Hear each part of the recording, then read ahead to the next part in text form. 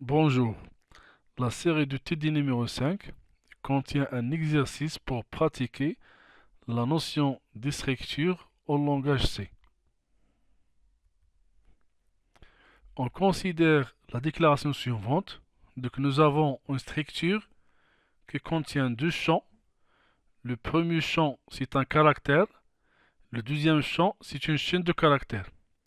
Nous avons utilisé le mot-clé type def, c'est pour associer le mot code à la structure suivante. Écrire un programme affichant le codage en morse d'un texte fourni au clavier et ne dépassant pas une ligne de 127 caractères. C'est-à-dire, je vais saisir une chaîne de caractères sur une ligne et comme résultat, je vais afficher le codage en morse équivalent.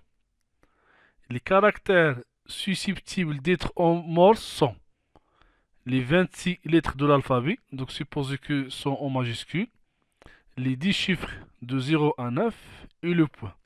C'est-à-dire dans la chaîne de caractères, si vous avez un alphabet, ou bien vous avez un chiffre entre 0 et 9, ou bien vous avez le point, à la place de ce caractère-là, vous allez mettre la chaîne en morse équivalente.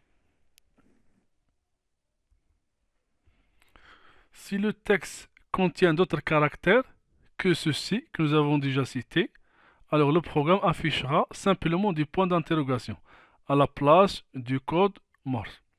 Le tableau suivant vous indique les caractères ainsi que leur équivalent au code Morse. Par exemple, nous avons A majuscule, c'est le point tiré. Vous avez le V, c'est 3 points tirés. Vous avez le point, c'est point tiré, point tiré, point tiré. Vous avez 3, c'est 3 points tirés, tirés. Si vous avez un caractère qui n'appartient pas dans cette table, alors à sa place, on va mettre des points d'interrogation. Premièrement, nous avons commencé par inclure la bibliothèque standard input-output.h. Après, la bibliothèque string.h. Après, nous avons déclaré la structure appelée codage. Nous avons utilisé le mot-clé type def, c'est pour associer le mot codage à la structure suivante qui contient deux champs. Vous avez un caractère, vous avez une chaîne de caractères. Après, nous avons déclaré un tableau de type codage, dont la taille maximale c'est 37. Alors, ce tableau de structure, il contient deux champs. Alors, dans le premier champ, on va stocker le caractère, et dans le deuxième champ, on va stocker la chaîne équivalente en codage en morse. Nous avons la fonction initialisation qui contient le caractère ainsi que leur équivalent en codage de morse. Donc, par exemple, dans table de 0, point caractère, je stocke le caractère A. Dans le deuxième champ, on utilise la fonction strcopy, c'est pour copier la chaîne point tiré dans le deuxième champ qui est table de 0, point morse. Alors, pour le caractère A, l'équivalent en morse c'est point tiré. On passe au deuxième. Table de 1 point caract égale B. strcoupé, table de 1 point morse, virgule, tiré 3 points. C'est-à-dire le caractère B, leur équivalent en morse c'est tiré 3 points. Alors on continue de la même façon jusqu'à la fin. Donc ici nous avons les alphabets de A jusqu'à U. Après, à partir de V jusqu'à Z. Après, nous avons ajouté les chiffres de 0 jusqu'à 9. Et vers la fin, nous avons le point. Donc la fonction initialisation permet d'initialiser le tableau table.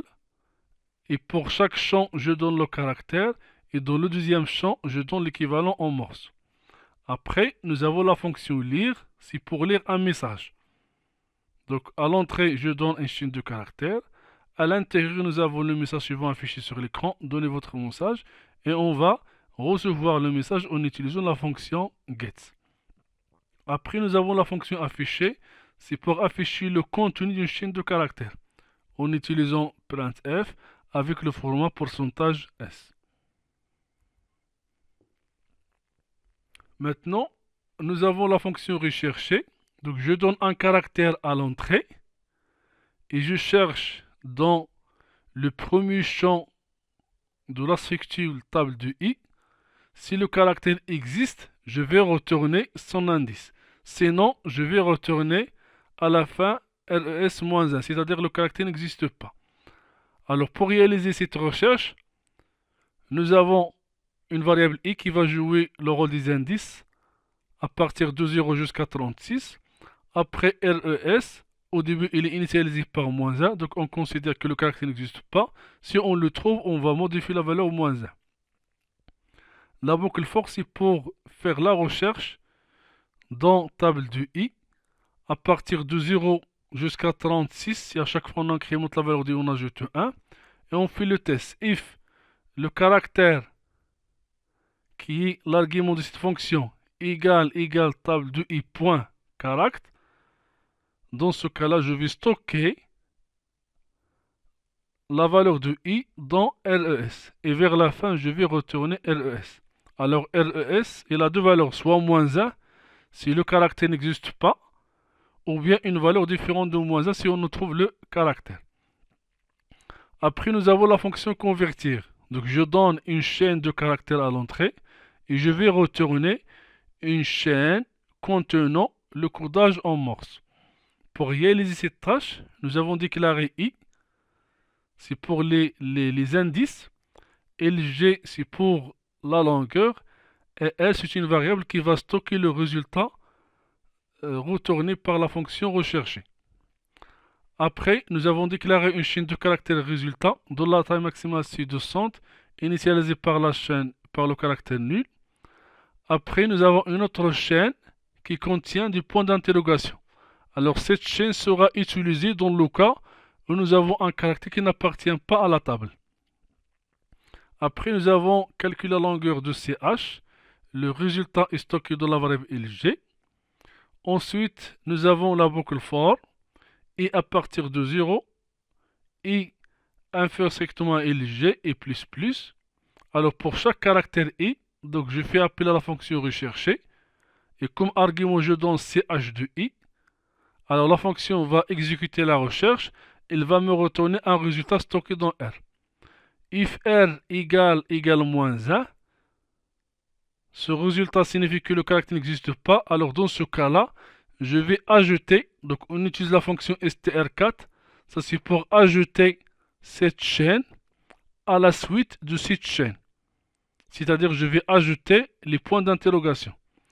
Else, c'est dans le cas ER est différent de -1, implique que le caractère existe, alors je vais ajouter son équivalent en morse. On utilise la fonction str4, c'est pour ajouter table de r.morse à la suite de la chaîne résultat. Et vers la fin, je vais retourner le résultat contenant le codage morse équivalent à la chaîne d'entrée. Dans la fonction main, nous avons déclaré une chaîne de caractères appelée message dont la taille maximale c'est 127. Après, nous avons appelé la fonction initialisation.